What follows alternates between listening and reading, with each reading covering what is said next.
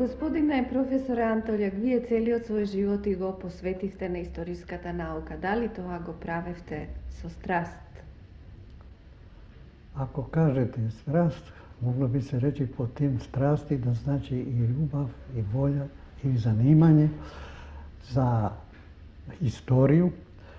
I to me još prati od moga djetinjstva. Kad sam išao u osnovnu školu, onda sam čitao, dočepao se nekih historijskih knjiga koje nisam uglavnom razumio, ali su me silno uvijek zanimale.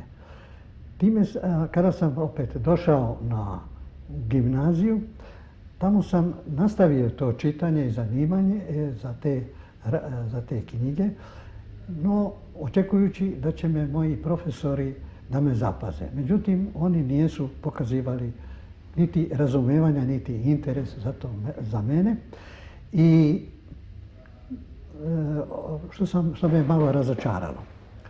Došavši na fakultet, na Filozofski fakultet u Zagrebu, na katedru za historiju, tamo su bila 3 istaknuta velika naša historičara i ja sam već onda nastavio da čitam te razne knjige, referate i slično, očekujući na seminarima naročito da će me profesori zapaziti.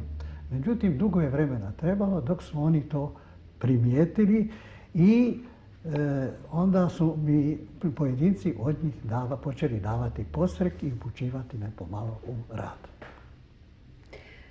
Превасходно вашето интересирање беше свртено кон хрватската историја. Кој период од хрватската историја беше предизвик за вас?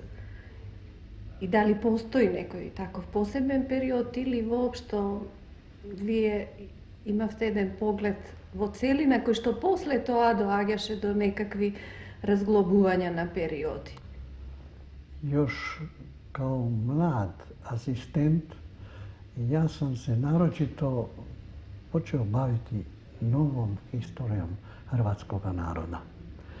I tu su me razne ličnosti zanimali, razni događaji, razni periodi, ali još nisam išao u arhive, nego sam na osnovu literature počeo da pišem, da dajem prvo u novinama, a onda u drugim nekim revijama.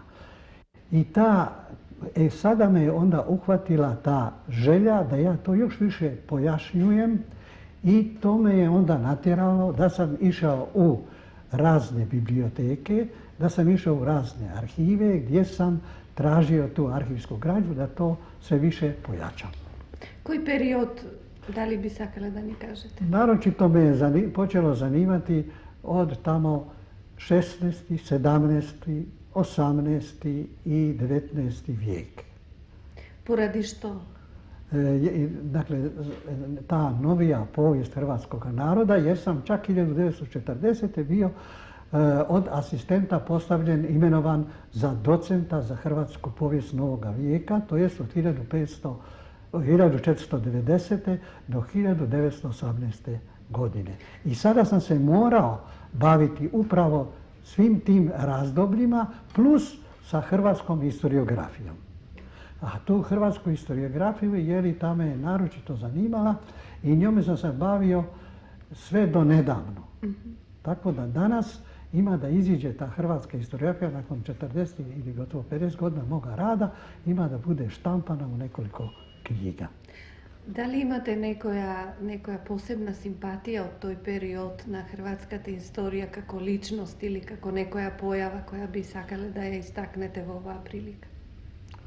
Iz hrvatske te novije istorije naročito me zanimao jedna ličnost, to je bio Krsta Frankopan. Frankopan to je bio vojskovođa, kondotjer evropskog tipa 16.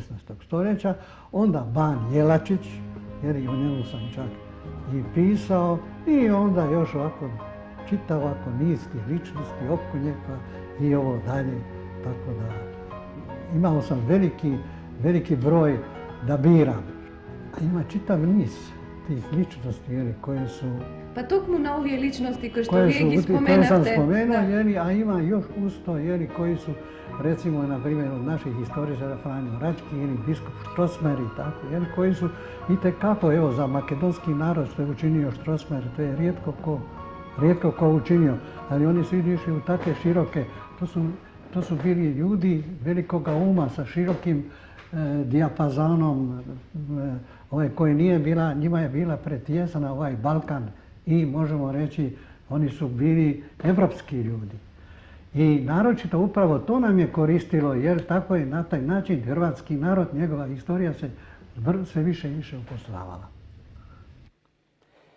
Ja bih odmah na početku htio istaknuti da o profesoru Antoljaku nije teško govoriti jer je to čovjek koji je toliko radio, toliko poznat u našim krugovima historičara, da svaki od nas koji je tako dugo radio s profesorom Antoljakom kao što sam ja radio, a takvih je mnogo, mogao bi isto tako govoriti o profesoru Antoljaku. Slučajno sam preuzeo ja tu dužnost iz više razloga jer je ta naša suradnja dugogodišnja. Ja bih htio naglasiti da ja ovdje ne mogu, govoreći o profesoru Antoljaku, nabrojiti sve njegove radove. Samo da vam napomenem, njegova bibliografija koja je izrađena prilikom proslave njegove 75 godišnjice govori o 273 različita rada, recenzije, rasprave, knjige i tako dalje. Od toga su 180 tih radova iz hrvatske povijesti. Profesor Antoljak je osim toga prisutan i u znanstvenim akcijama našeg fakulteta. Mi sada na ovom odsjeku imamo prijavu doktorske disertacije jednog vašeg kandidata iz Makedonije. Mi smo pred 3 godine formirali komisiju u kojoj se osim mene i profesora Doklistića nalazi profesor Antoljak. Bez prisustva profesora Antoljaka, čija nam je pomoć bila neobično dragocjena, mi smo imali sa našim doktorandom već nekoliko sastanaka i to opširnih sastanaka, bez njegove suradnje naš posao ne bi bio tako kvalitetan kao što je sa njegovim prilogom. Prema tome, mi smo, da pokažemo koliko cijenimo našeg profesora Antoljaka, mi smo u čast njegove 80-godišnjice i 55 godina plodnog rada organizirali jedan skup znanstveni njemu u čast. Već brojnost tih prisutnih na tom skupu govori o tome koliko je profesor Antoljak cijenjen u našim redovima i koliko smo mu htjeli odati pažnju. Naime, mi smo obilježavali godišnjicu i plodni rad jednog čovjeka koji je bio profesor i u Zagrebu, i u Skoplju, i u Prištini, i u Zadru. Dakle, jedan čovjek koji je radio na čitavom teritoriju naše zemlje. Prema tome, mi smo pred sobom imali čovjeka koji je djelovao ne samo u našoj socijalističkoj Republici Hrvatskoj, gdje ga mi posebno cijenimo, koji je, kao što vi znate, djelovao i u vašoj republici, koji je djelovao i u Prištini, koji je djelovao široko na teritoriju i u zemlji i van zemlje i smatram da sam kao, gotovo bih mogao reći, prvi predsjednik Saveza historičara Jugoslavije iz Hrvatske kao Hrvat, imao posebno zadovoljstvo da sam u toj obljetnici mogao pozdraviti jednog takvog pregaoca, zaslužnog radnika, istraživača kao što je profesor Antoljak, kome želim još dugo plodnih godina njegova rada.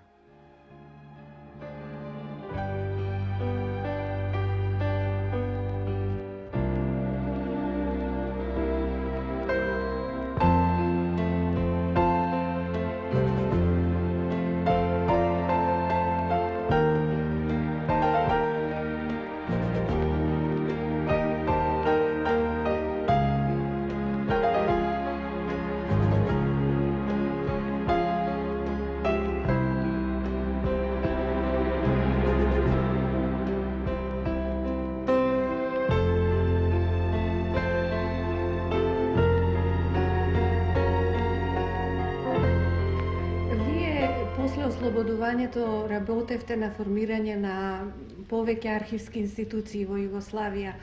Koje je vaše to mišljenje za značenje to i postojenje to na ovije instituciji, vo izučuvanje to na istorijata na ovije prostori?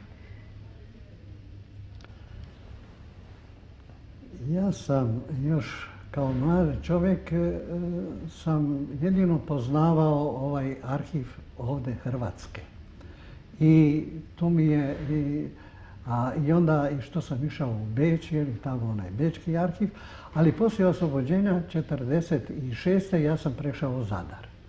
I sada za Zadar je bilo meni, postao sam tamo direktor istorijskog arhiva i ona građa me je naprosto zapanjila. To je za mene bilo jedno veliko otkriće. I zaključak bi bio moj da sva ova ogromna arhivska građa koju sam ja tamo pronalazio, to je samo jedan mali dijelić da se njime raspljeti historija naroda i narodnosti Jugoslavije. I ako se tako počne, da se to počne izvoriti objelodanjivati, onda bi ne samo dobila recimo tu povijest hrvatskog naroda ili srpskoga ili crnogorskog i tako, nego naročito bi dobila na vrijednosti historija makedonskog naroda. Ta je djelomično samo proučena po arhivima vanjskim i ovdje, ali to bi trebalo sada sistematski da se to radi, jer tako bi došli do konačne one istine koju mi svi želimo. A to je recimo da konačno možemo reći da je makedonski narod ušao u europsku historiju i europsku historiografiju danas. Sa te točke ga više niko ne može. Kako dojde do vaše to angažiranje vo Skopje na univerzitet od Kiril i Metodi? Kad sam još bio u Rijeci, onda je dr. Istan Donovski, tada je bio asistent na Skopskom fakultetu, Filozofskom fakultetu, i on je onda došao kod mene, upoznali smo se i onda me on opsjedao da bi prešao za Skopje.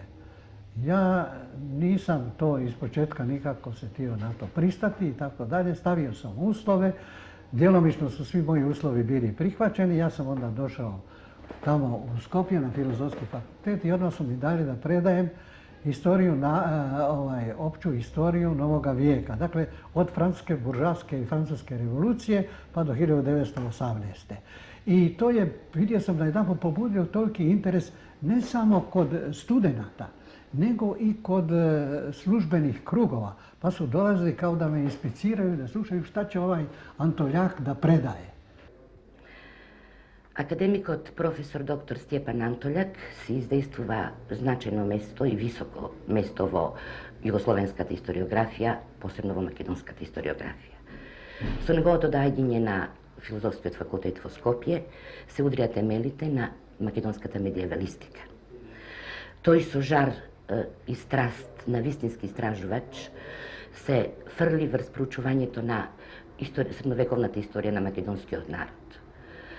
Kako odličan poznavač na dvata klasični jazika, starogrčki i latinski jazik, to i možeše da istražuva direktno vrz izvorните dokumenti za ovoj period od našата istorija. I so to i imaše možnost isto taka da dade jedna autentična, originalna interpretacija na tije izvori i da frli nova svetlina vrz odredeni nastani od toj period. Imeno toj svesen deka samo izvor te toj što može da ni dade autentičen i točen podatok i soznanje, uporno nastojuvaše da gi vključi i poznavačite na klasičните jazici v proučuvanje to na ovije problemi.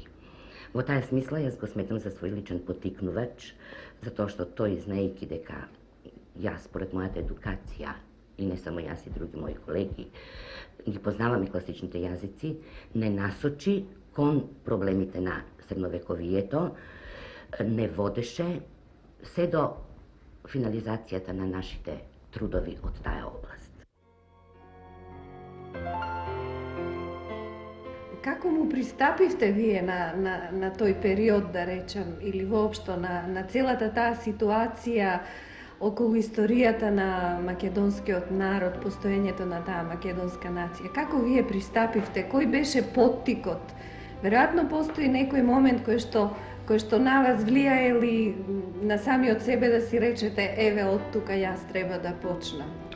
Ja još kad sam bio u Zagrebu, a i mogu reći Zadru, ja nisam imao puno znao o Makedoncima. Vrlo malo, tako da je to bilo vrlo složeno. Nego kad sam došao u Skopje, onda sam vidio šta se tamo svašta piše. Sa velikim nerazumijevanjem ili sa naprosto fraziranjem.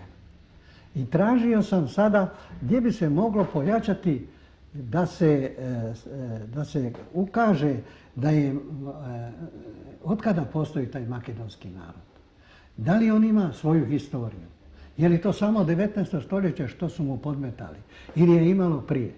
I tu, proučavajući te srednjovekovne izvore, vidio sam recimo našto u 9. stoljeću da se u istoj jednom izvoru spominje Makedonci, napose Bugari. I to me je onda sada natjeralo da sam još to dalje razrađivao i tako sam ukazao da se nikad nisu Makedonci zvali Bugari, nego dapače, Bugari su se zvali Makedonci, jer je recimo sve do Smedereva u nekim izvorima 16. stoljeća Makedonija se zove. Imaš i na kartama i tako dalje, tako da Bugari su počeli sa ovim proučavanjem izvora s kojima smo ih mi mogli samo i tući, jer oni su gubili tu bitke. A kako smo mi ulazili u literaturu pa smo počeli s njima diskutirati, tu smo mi izgubili. Dakle, njih su izvori tukli, i oni su onda htjeli ili ne htjeli morali priznavati da postoji makedonski narod. Kao? Mislim дека во сите ваши истражувања што се однесува до овој дел од историјата на македонскиот народ, нормално е дека имавте доста судири и конфликти. Какво е вашето чувство еве денес? Дали успеавте да ја покажете правата вистина? Дали успеавте во тоа? Ja mislim da da. Jer i moji nasljednici koji su iza mene, kao Branko Panov i ovi drugi, jer recimo oni slijede to, ali ne radi toga da oni iza moga se autoriteta kriju, nego oni su upozoreni na one izvore koji o tome govore i oni to još više pojačavaju i proširuju, tako da nema više diskusije, više se ne može govoriti da u srednjem vijeku nema Makedonije, da nema Makedonaca i tako dalje, i da je to, time je to čvršćeno. Ta baza je stvorena, srednjovekovna baza makedonskog naroda je stvorena, i ta se više ne može pobijati ničim.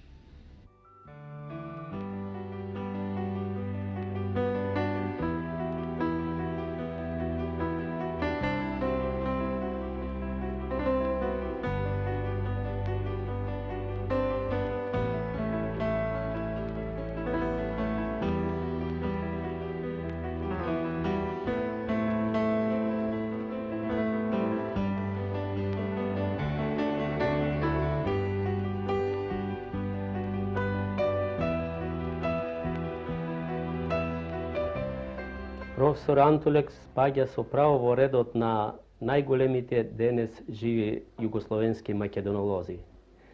Тој на покана од Филозофскиот факултет во Скопје во 1956 година дојде за професор на катедрата за историски науки на нашиот факултет за да помогне во изградувањето на младиот научен кадар од областа на историската наука, а исто така и од областа на архивистиката,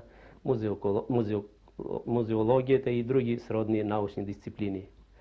Исто така, тој беше повикан и да учествува во изградувањето на македонските историчари. Под негово раководство, додека тој беше редовен професор на овој факултет од 1956 година, па се до 1969 година, кога си замина во Задар и стана редовен професор на тамошниот факултет, а и потоа како хонорарен професор на Скопскиот универзитет, бе изградени над 1000 историчари. Инаку, професор Антолек, за да поуспешно ја унапредува универзитетската настава, уште во првите години по неговото доаѓање напиша неколку универзитетски учебници. Меѓу нив беше и книгата Извори за историјата на Југославија среден век, која доживее повеќе изданија, и Помошни историски науки, која за прв пат беше објавена на македонски јазик и доживее повеќе изданија на македонски јазик, а исто така и на српско-хрватски јазик и на албански јазик. Оваа негова книга и денеска служи како единствен учебник на сите факултети во Југославија. Голем е придонесот на професор Антолек и за развојот на македонската историска наука, а посебно медиевалистиката. Со право тој се смета за нејзин основоположник. Уште од првите години тој се зафати да постави и расветли бројни неосветлени и нерешени проблеми од нашето средновековие, а и од поновата историја. Го имав тоа задоволство да учествувам со него во собирањето и проучувањето на архивски материјали во повеќе југословенски библиотеки и архиви, а исто така и во светски. Истражувавме во виенските архиви и библиотеки, во Ватикан, во Рим, потоа во Венеција и во други европски центри. Така што на лице место од него доста научив, а исто така собравме многу материјал кој потоа ни послужи, а и денеска се уште ни служи за расветлување на повеќе нерешени прашања од македонската средновековна историја. Инаку професор Антолек е сестрамно изграден човек. Своите големи знаења стекнати во проучената Загребачка Шишчева школа, тој ги пренесе на нас сите во Македонија и уште ги пренесува, бидејќи тој често доаѓа и сега во Македонија, во Скопје. Така што овие знаења потоа нам ни послужија за да и ние се изградиме и станеме специјалисти по одредени периоди од историјата на македонскиот народ, а и од општо светската историја. Плод на неговата долгогодишна научно-истражувачка работа се и повеќе капитални дела. Така што со право денеска тој е доста цитиран во светот и на тој начин доста помогна да се согледат корените на нашето постоење.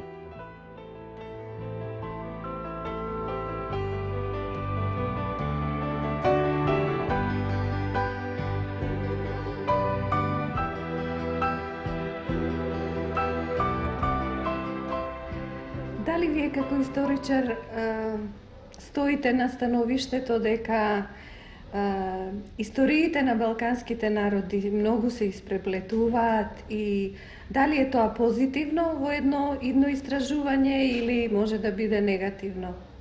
Ja mislim da je to pozitivno, jer mi moramo tražiti ono što nas približuje, to nas spaja, a ne ono što nas rastavlja. Jer svi ovi narodi na Balkanu, oni kad su tu, oni se ne mogu se negdje drugdje preseliti. Oni moraju tu ostati na svome terenu i oni se moraju međusobno tražiti sami međusobna rješenja. To je trebalo u srednjem vijeku, to je trebalo u ovom vijeku, to treba i danas. Вие создадовте една голема група на кадри во Македонија. Всушност, вие влијаевте на многу млади луѓе да се определат за изучувањето на историјата, како на својот народ, така и на другите народи. Како се чувствувате сега, сега сте вие во пензија, и кога помислувате на целото тоа поминато време и на сите тие луѓе кои што останале после вас, дали чувствувате некое задоволство од сето тоа? Ja sam dosta ponosan, recimo, na to. Ja nisam nikad gledao ko je ko. Koje je nacije, koje je vjere. Oni su meni bili svi jednaki. To sam naročito osjetio u Prištini, kad su oni mene htjeli, recimo, da ja se opredjeljujem. Ja se nisam to nikada dao. Nisam stavio se pod taj upliv. I to sam i u Skopju isto tako. Meni su bili sve jednaki. Naravno, ja sam volio samo one mlade ljude, bez obzira na naciju, koji su pokazivali ljubav, volju za nauku. Ako je to radio, ja sam ga u svakom slučaju pomagao. I sada kad gledam, jer je taj cijeli lepezasti dijapazon svih mojih tih studenata koji su sada istaknuti naučni granici, ja sam bio ponosan. Во 1979 година Македонската академија на науките и уметностите професорот Антољак го избра за член надвор од работниот состав. Тоа е еден вид почесно членување во Македонската академија на науките и уметностите, што никако не значи дека стои подолу од изборот на членовите во работниот состав на Академијата на науките. Од кога професорот Антољак се пензионира и живее во Загреб, тој постојано држи врска со Македонската академија на науките и уметностите, со одделението за општествени науки, на која и припаѓа по формат, и покренува различни иницијативи, дава предлози, живее со проблемите на македонската историска наука, испраќа научни прилози за објавување во нашето списание. Така, например, во најново време тој се јави со иницијативата за одбележување на 300 годишнината од Карпошевото востание, за кое исто така има истражувано и објавувано. Од неговите трудови јас нешто повеќе би сакал да кажам за една студија што се однесува за името Македонија и македонци во средновековните извори и документи. Тој има широк увид во средновековните извори, како на оние од латинска провиниенција, така и од византијска, и во таа смисла тоа негово истражување дава една можност за да се следат овие имиња на Македонија и на македонците во текот на повеќе векови, што покажува од своја страна дека тоа име не е од вчера. Важно е да се спомене дека тоа се однесува на словенското население во Македонија. Мислам дека е моја задача и должност да споменам уште дека професорот Антољак е член на една од редакциите на нашата повеќетомна историја на македонскиот народ, која како проект ја работи Институтот за национална историја во Скопје. Тоа е првиот том, првата книга од овој проект. Тој е член на редакцијата, како што реков, и исто така и автор на еден голем дел на текстот за таа книга. И ете, скоро, речиси овие денови, тој ја изврши својата обврска и го испратил текстот за таа книга. Мислам дека во лицето на професорот Антољак ние имаме еден човек кој е скоро целосно посветен на науката, на научните истражувања, кој се специализирал и е познат специјалист и ценет не само во Југославија, туку и надвор, во европските и други земји, и дека неговиот придонес во тој однос за македонското средновековје е многу големо.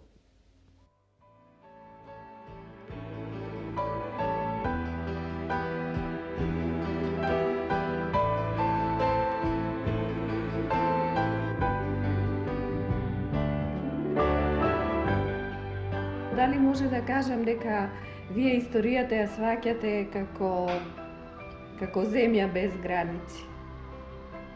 Национална историја сваког народа не може постојати само за себе. Ona je dio opće historije.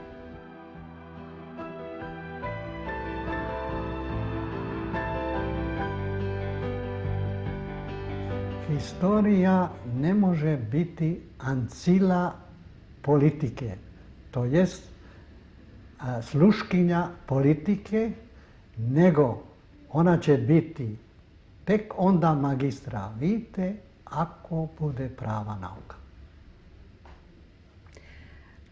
Gospodine profesore Antoljak, vi je očigledno cijeli od svoj život kako istoričar se trudevte i da potvrdite ova sentencija za istorijata i vi blagodaram za razgovorot i se nadevam deka verojatno ste došle barem vo nekoja točka od svoja ta bogata istorijska karijera, mislim bogata karijera kako istoričar, makar i vo jedna točka do potvrdana ova vaša sentencija. Vi blagodaram za razgovor. Hvala lijepo.